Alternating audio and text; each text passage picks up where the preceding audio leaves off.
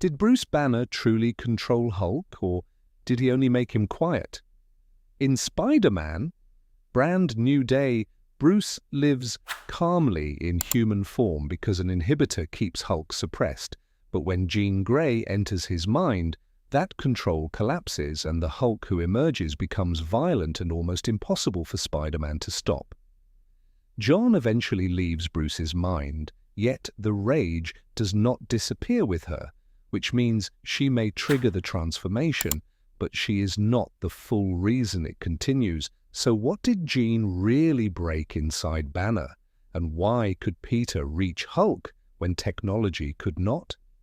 And that is why your brother is here, to separate what Jean caused from what Bruce had already buried. Spoilers begin now.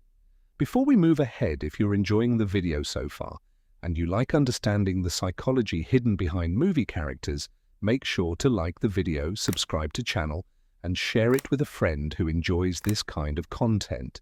Also, comment below and tell me your favorite part of the video so far.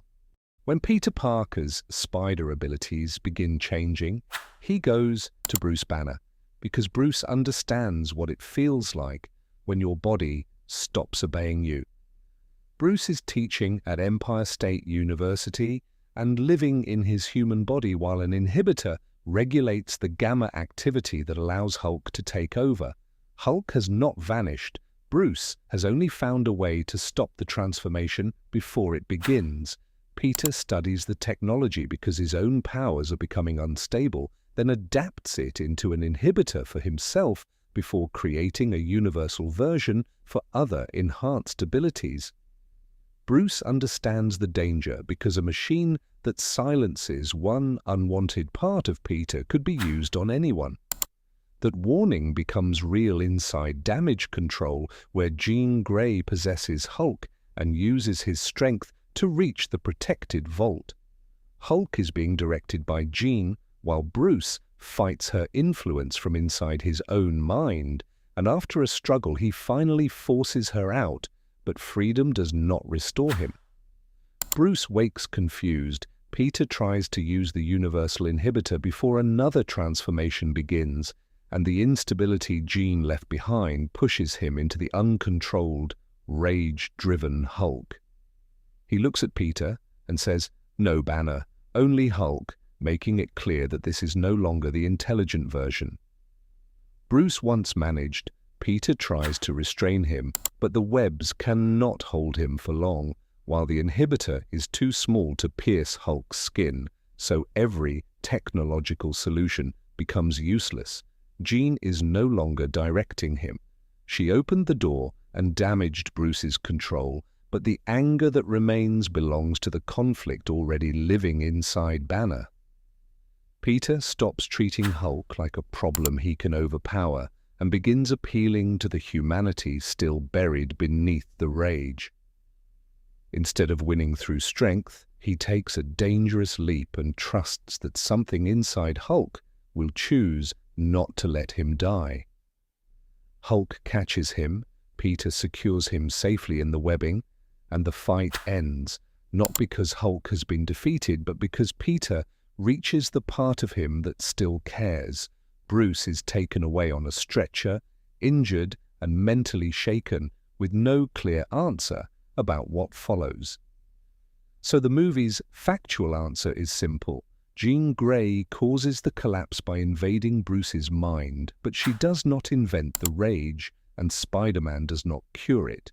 She removes the stability Bruce depended on, while Peter survives by reaching the humanity that the inhibitor could never touch. Now the deeper meaning begins. Bruce's story is not really about Hulk suddenly returning. It is about the danger of confusing suppression with healing. The inhibitor gives Bruce control over his body, but control over a transformation is not necessarily peace between the identities inside him.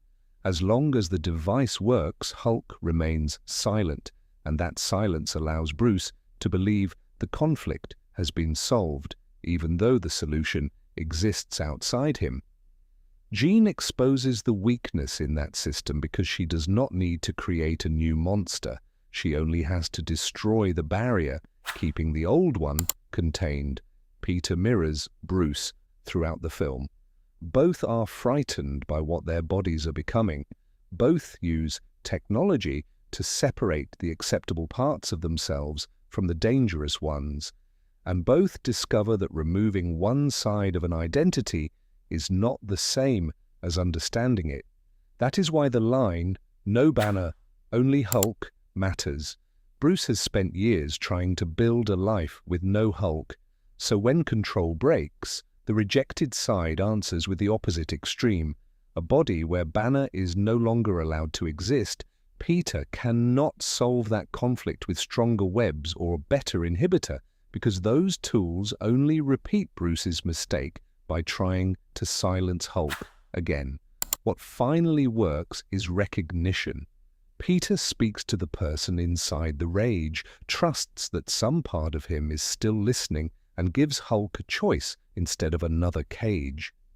That does not magically heal Bruce, but it proves that his humanity was never completely gone.